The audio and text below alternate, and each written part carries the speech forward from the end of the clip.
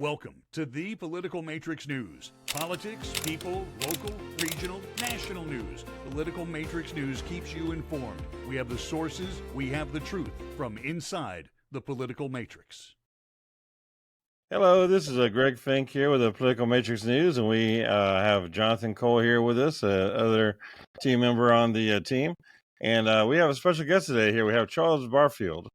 He is a lawyer, he's an author, he's a preacher, he's in a lot of things in the civil rights community, as well as the legal community, and also just, speaking his word and making sure that people have the right path for the afterlife. And so I'll go ahead and let Charles go ahead and tell us a little bit about yourself here. Well, I'm Charles Barfield. For 26 years, I've been a licensed attorney in Florida. Graduated from University of Florida Law School. Prior to that, graduated from Florida State University undergraduate. Likewise, I've been ordained licensed minister for 26 years for the Kingdom of Jesus Christ, to try to save souls and expand the Kingdom of Jesus Christ. Great. So I do all kind of areas of law, complicated litigation. I really got into law kind of force in terms of when I was literally had just graduated from University of Florida. My brother was medically killed in the Department of Correction prison system. Wow. And that really detoured what I thought I wanted to do. I wanted to go in entertainment law and do entertainment law in some area of that kind of industry. I'm a sports addict, but it was a necessity for me to get in and do that case for my brother. I never thought it would take 11 years and 2 jury trials. And I wrote a book about that situation called My Brother's Keeper. And so that kind of got me learning the medicine and became put me on the block, for lack of better expression, in terms of the medical knowledge and seeing the injustices that go on in the legal department. Right. I believe that was God ordained me to do what I'm doing now. So this is what I'm continuing been doing. Now, do you mind telling us a little bit about the details about what happened with your brother? My brother was in Jackson County Correctional Institution, and just like many other inmates, the medical care has been, it's never been good. And in this particular situation with my brother, he had a 20-month sentence that ultimately became a life sentence. He was in the early 30s, I believe, and there was a Russian doctor that didn't have the credentials of regular medical training, and that's what they do. The Department of Corrections, they get the most incompetent Cutting costs. Nurses, doctor, staff, and basically he had a little cold that became pneumonia, that became septicemia, what we call from a medical standpoint, which means that they let him go in the infirmary for about 20 hours. The 21st hour, based upon their own protocol, they're supposed to transfer him out to the medical facility, which is a local hospital, but they didn't do that. They didn't give him the antibiotics. So they essentially let him suffer for 3 long days, or actually 3 to 5 days, and he ultimately died. And when he died, I was literally got my bar results either the same day or around about the same time. So I immediately had to do the case. And the reason why I was forced to do the case, because there's a statutory cap on damages. And so what happens is that the state of Florida and many other prison institutions have like $100,000, $200,000 in some circumstances, which is by statute on the Florida Wrongful Death Act, which basically cap the damages off. And so it basically takes all the great and real good turns off the cases. So I was forced to do the case for my family it was all about justice. And so I got the first verdict after 7, 8 years, went to trial with all the delays and legal shenanigans. We got like a 3 million plus verdict. And then they appealed that because they was embarrassed because they never really had that kind of defeat in terms of a jury trial, the state private attorneys. So the state had their own legal department. They had a private law firm. So it was a David versus Goliath kind of situation. So then they appealed that. That took another couple of years. And then we got another trial on the damages only. And so we had another trial. I think we got a $1.5 million verdict on the second verdict. But one of the insidious things about that whole ordeal was that we had some issues, racial bias with the judge, and the judge. We tried to remove the judge from the case. He's now deceased, Judge David at the time, but he had some biases going into the case. I filed motions to try to remove him, but of course he was stubborn and wouldn't get off the case. And so we had everything against us, but one thing for us, and that was God. And it was ordained for us to do that. And I give all the glory to God. Someone literally out of law school, it's impossible for someone to have that kind of ability unless God ordained me. I was not just a lead lawyer.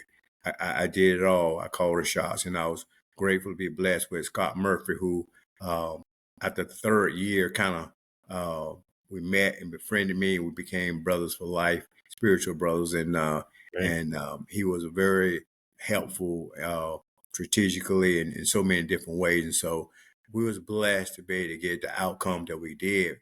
However, because what Judge David did in the middle of the trial, under the federal law, we would have been able to collect on those $3 million judgment. But what Judge David did was insidious and mean-spirited, is that he did what we call a remittal, which is reducing the jury verdict. There was no logical reason for him to do that. And then when he took the federal law out under the Civil Rights Act, that means we only could deal with the Florida wrongful death statute, which is 768.16. And that's where you have the sovereign immunity that kept the damages off. So the thing about that was that was he didn't have to do that. But because he was biased all along, he did that. So basically, 11 years of hard work and beating private law firms and the state of Florida, all their legal department. And they were just embarrassed that we won, because they usually settle cases for pennies, literally. And they don't put a value on the inmates. And so they didn't like the fact that we beat them not once, but twice at the 7-figure mark. And they just couldn't deal with that cerebrally. And so, but Judge David really did us a great injustice personally as related to my family, because had he not if he would let the federal law stand and based on the jury instructions, we would have been entitled to have collect the judgment under the federal law. But because he took that off the table and then reduced it only to the state law, then that meant that we were only entitled to a couple $100,000, and most of those is like $100,000 for the state and $100,000 for my niece at the time, which was his daughter, my brother's daughter, only daughter. So that was very difficult. And then literally when the case was finally over with, and this is the most personal, painstaking part of it all, my mother didn't get a chance to celebrate it because after we did 2 trials and 2 appeals. So after about 11 years or so, my mom died about a few weeks after the final, settlement of the cap amount, because that's all we could have got anyway. So that was a very difficult lesson. So I don't like a lot of sovereign immunity stuff for the government, and I don't like it. I have another case, which is under the Communication Decency Act that's going on right now, where I was suing Facebook, Twitter, Discovery Communication. Discovery is still in the case, but that Communication Decency Act is it was never intended the way judges in federal courts and state courts are applying it. It never, in fact, many of the things that they are protecting, the internet, Facebook, and these mega corporations, they they didn't exist when the original Communication Decency Act Right. was formulated, when Exactly. it was drafted, and That was so. back in 1996. Yeah, it was 1996, and those companies wasn't even around at that time, They or weren't. some was in their infancy stages. But even the Supreme Court, the SCOTUS is misinterpreting that as giving them some type of legal right, and that's the issue we're having with our children, with Right. pornography, with criminality, and they just basically got that blanket cover that's just insane. But I'm still at a we're waiting on the appellate level at the First District Court of Appeals to rule on discovery. We had a lot of other defendants in there, and it's an interesting case because once again I'm dealing with a judge up there who I filed 3 motions to get off the case because of conflict of interest. This Right. particular judge, her ex-husband is Microsoft is a big one of the defendants they let out, but the judge's ex-husband is one of the main partners in the Tallahassee law firm who represent Microsoft. Well, judges do not like to be removed. I mean, they like to stay with their case, and to Yeah. get them removed is very tough. Yeah. Unless it's Ron DeSantis with Disney, he got 2 removed Exactly. and got the one he wanted that dismissed it. So yeah, There are a lot of politics that come into play with getting the judges taken out or not. And I mean, with the Communications Decency Act, I mean, I mean, the stuff that they're putting out there in the media. We talked about this in a couple of podcasts ago that we had, and I mean, I understand that people need to be protected to a degree, as far as, but whenever you start, going against the community standards and against the family values of the community and everything else, and just putting so much hate and illegal activity and violence and everything else throughout social media, it's a wonder why we have all this violence out there. I mean, it's no wonder why I mean, we don't have any way of bringing it in and reeling it in. I mean, it's just out there flagrantly everywhere. Yeah, well, as relate to Communicated Decency Act, I think that it's different from the standards from a entity that traditionally use community standards. What we really Right. have here is just they're playing fancy euphemism with the law, and essentially how this really works is that they're basically saying that they're not gonna hold, let's say, Twitter, Facebook, or any of those huge internet corporations responsible if someone published something on their website. Now, common sense would say who would be in the best position to regulate their own information system? They would. But Right. I think that what's happening is that it's because of the business. I think the business interest in that. In fact, many members on both sides, left and right, in a big case that I was watching because it affects my case, which is Gonzalez versus Google, and they basically was afraid that if they do the common sense smart thing to do, that they wanted to control the amount of potential liability and lawsuits, a flood of lawsuits that may come with all these big corporations interest. But I think it's really interesting that today on all levels, from SCOTUS to regular judges and jurors all across America, it seems like there's an extra thing philosophically to protect business interests. Now, I'm a business person. I believe in business, but to what extent? Democracy is under challenge right now, and the money rules. It always has ruled. And I think that we as a people have got to be wise in our civil responsibility in terms of voting, Right. because you can disagree from left or right to center. But at the end of the day, we all can't make up facts. Truth has got to be a moral and a legal standard. Otherwise, It does need to we be. are getting real terrorists justification to be anarchists. And so, because there's a lot of hypocrisy going on in our court systems and what we're doing things, and it has nothing to be left and right. I mean, I like people that think. I like people in political position that don't mind thinking. I'm not, steered one way. I mean, I try to see things Right. the way I believe God will see things philosophically, but I have left leaning tendencies on certain areas. I have conservative leaning tendencies on certain areas. So I think they all kind of kind of moderate us out. But I do believe there have got to be certain values that people believe in. And I think that's what we are getting away from in America, that everything cannot be so hyper politicized that we can't even reason together. We, Exactly. we can't we can't function as a society if everybody take the extreme approach on everything. And it's okay to lose politically. You get better and you try to win people over by Right. good faith persuasion, not by intimidation, lies, deception. Because at some point we cannot um, outrun technology.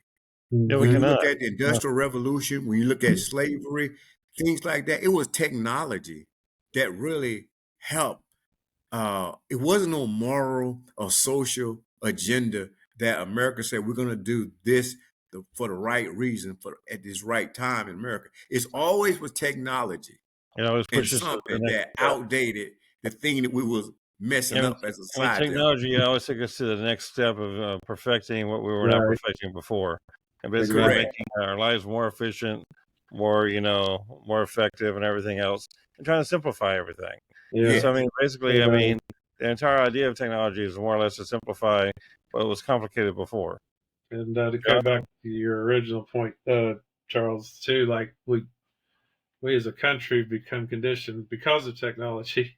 Hmm. We do this no quarter politics. It's like it's either this way or that way. There's no in between.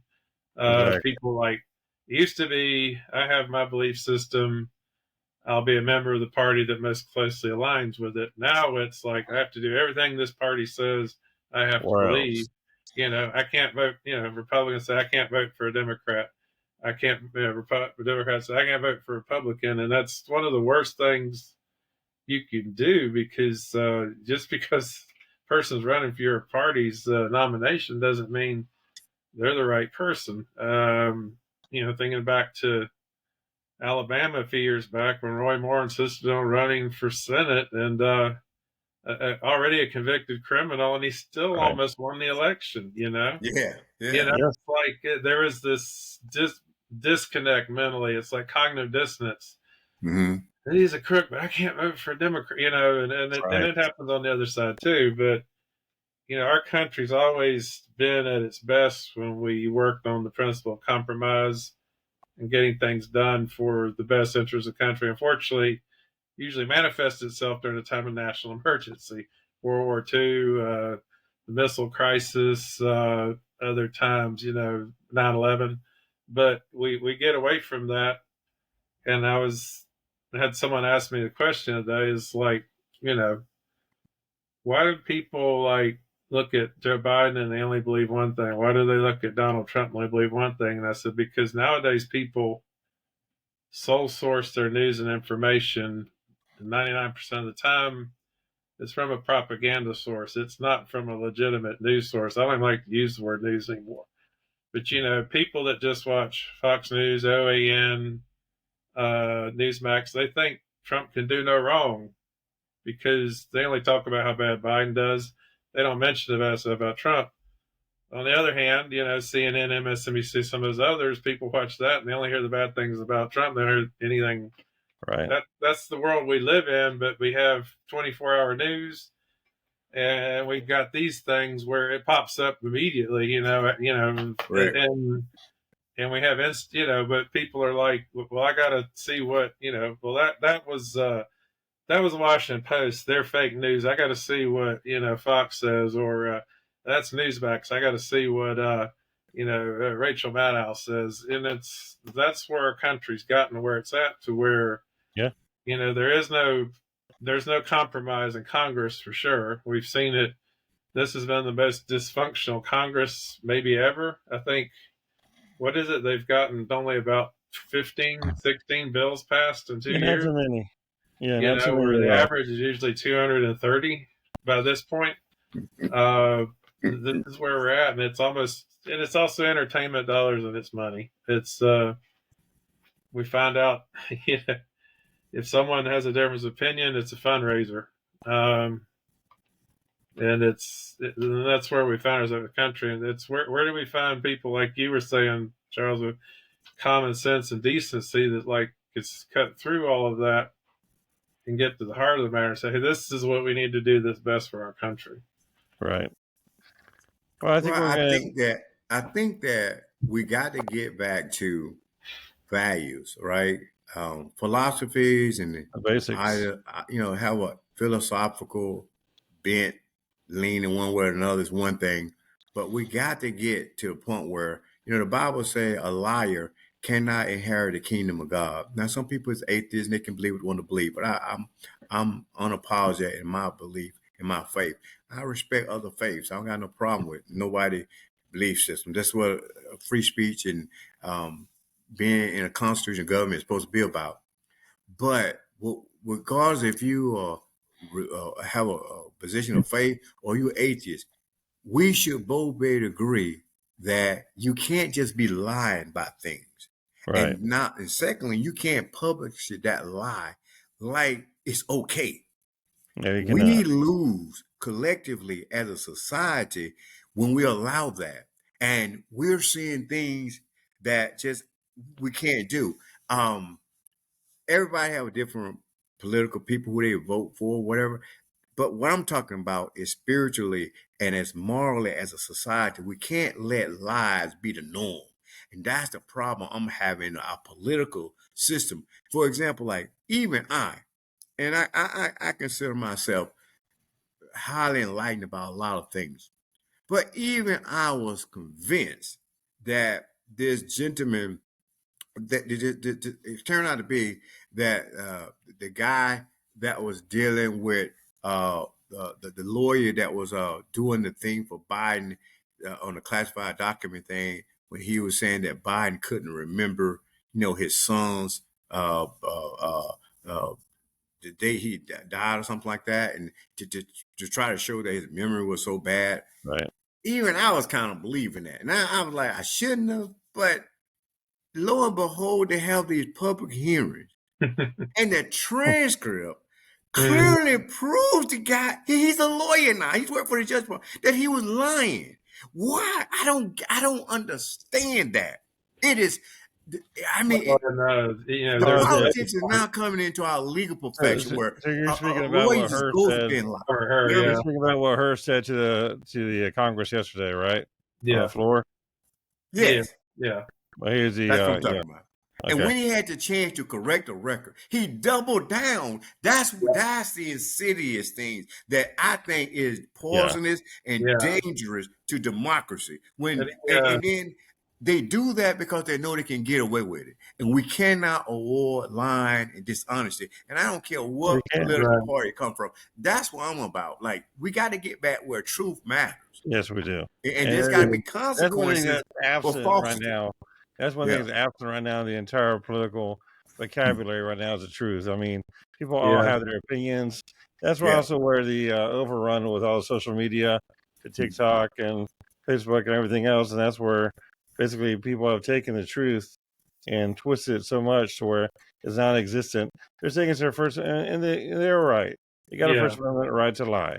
But at the same time, you better hold up to it and everything else. And you better make sure that whatever you're doing is not doing it with malice and everything else. And that's where it ends up becoming the lie.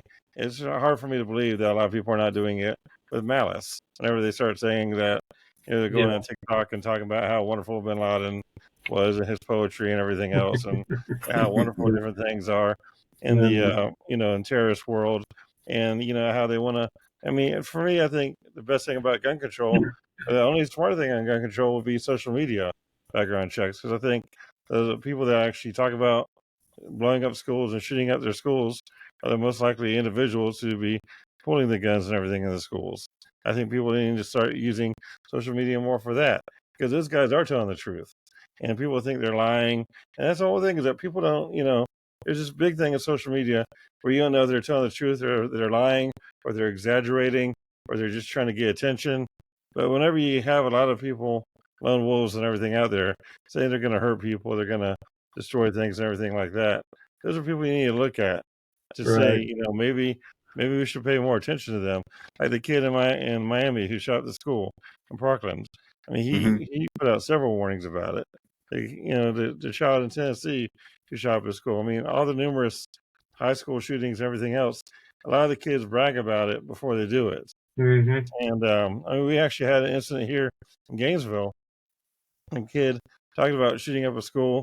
He got arrested. He had guns in his trunk, and the judge mistakenly forgot that this was actually a dangerous kid, and he put him out with $5,000 bond. And so another judge came back and overrode that judge and put him back in jail. But the whole issue is that that takes it to the next step, is whether or not they think these kids are serious enough about what they're doing. That has to do with the culture. It has to do with the community and the community standards of that area, whether or not the judge is holding up to the community standards. This is here in Gainesville. And so, I mean, people here are terrified about school violence, and it's all over the country. And so those things pervade over into social media. They go into the media outlets, and then people start, they have no way of deciphering what's truth or not. And so it gets really, really confusing on where your First Amendment rights are at with all the social media platforms, and where keeping everybody safe is as well. Exactly. So, I mean, at the end of the day, I go with keeping people safe. And going back to what Charles get rid of all the lies with Robert Hur yesterday, it went deeper than just that one assertion. At another point, one of the cross-examining congressmen, I can't remember which, but he brought out a citation from the transcript of the interview, where Hur made the observation that it appears Mr. Biden has a photographic memory.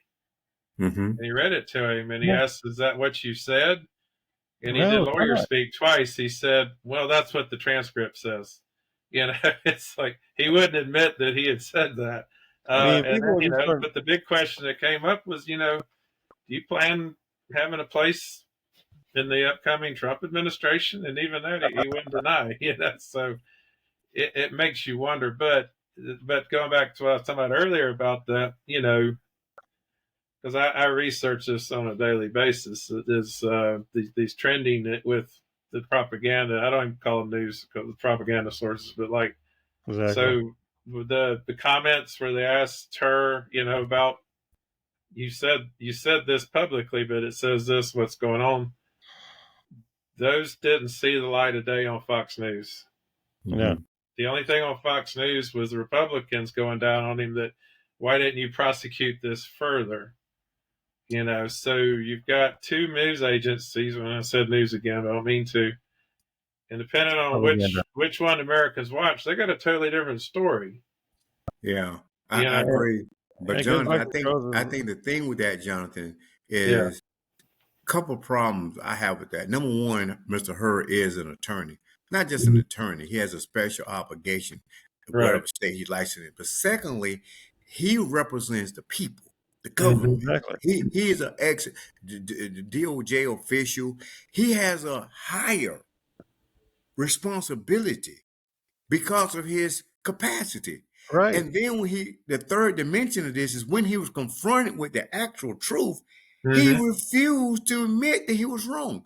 The transcript clearly proved he was lying. And I don't like to use that word that much, but in this case, it was very clear. And the Indeed. reason why I don't have a problem using it in this context, because Mr. Her, because of the responsibility I just spoke of earlier, that he was derogate in his duties officially as a counselor, but then it was out there months that Mr. Biden, I'm like, even me, and I was biased myself to, oh man, Biden, you might be Yeah, we too all old were. if you can't remember when your son died. I mean, that's those are the thinking that I was dealing with privately, because it was out there for so many months, and so all the millions of people on Fox, I call it a terrorist organization, but all those, they are the largest network that get information. I call it information. I won't say it news, but information gathering. Okay. And it's like they are indoctrinated. And the same thing, I don't like some elements of MSNBC, which is totally just no one Right. bringing nothing different to the Right. table. So Exactly. I don't like, I watch it some, but and I used to years ago watch Fox just to kind of see what they're really thinking. But they went so far to Crazyville to me that in the last few years I can't watch it. I can Yeah. see something on YouTube or something, but I can't take them in full dosage now, It's because kind of I funny. mean they'll drive me insane. On January 6th of 2021, Yeah. when I saw what was developing in Washington, I chose to watch Fox News coverage just so It to was see how interesting they spin coverage. this. And it was hilarious. I spent the whole day watching. It was like an episode of Beavis and Butthead. They're like, What's they going didn't on even know now? what to say. I mean, like, we're supposed to spin this, but what am I seeing? And it's What's like hospitable? they're like this, like we can't say anything that Rupert Murdoch's not going to come down from his tower and beat me over the head with a stick. I It's mean, like So when I was a I kid, I watched. We had nightly news. We had right. Cronkite. We had Brinkley. We had Max Robinson. And all they did was say, today this happened. That was it. On occasion, they might do an editorial. And when they did, there was a little blinking light at the bottom said an editorial or opinion or this, But now all it is editorial. I mean, every headline is crafted to elicit Ratings. an opinion as opposed to just disseminating information. Like, again, something happened today. No, this is I think it's more crafted think about about it, I think it's more crafted to get ratings than anything else. Well, I know, but it's ratings are money. Information, and it's creating a nation of uninformed people who just kind of go along what feels good to them. Right. That's my people, so it sounds good. So that's what I believe, And when I was watching the January 6th thing, I was just trying to figure out. Whenever I was a little kid, my teacher told me you don't break into buildings. And my preacher told me that. I mean, I understand if you want to protest, I get that.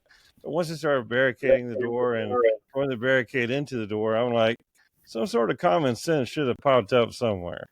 A little bit of logic, maybe. I don't know. But I mean, maybe you're not in the right position. Maybe you're not in the right area. Maybe you should turn around and walk away. Maybe. Yeah. I mean, even a good Republican, could think that. I don't really understand. I mean, I was watching Laura Ingraham yesterday. She's like, was talking about the whole idea of cultural personality was a whole fake idea or fake concept, which I think her saying that is unbelievably that she said that, because I mean, it is nothing but a cultural personality with Trump and everything. I mean, he is the definition of a cult leader. Exactly. I mean, liking their issues and liking the personality are two different things, and being able to separate things like that is very hard to do. I mean, you actually have to have a brain. It's after that though, it's not that hard. But being able to separate issues and everything else from the personality of the people doing it is a trick that most Americans used to have. They used to have that ability. Now it seems like they don't, and that's a little sad part about it. I think we've gone a little bit long here on this part here real quick. We're going to take a real quick break here. We're going to be right back. But thank you so much for staying for listening in with us today with the Political Matrix News, and we'll be right back.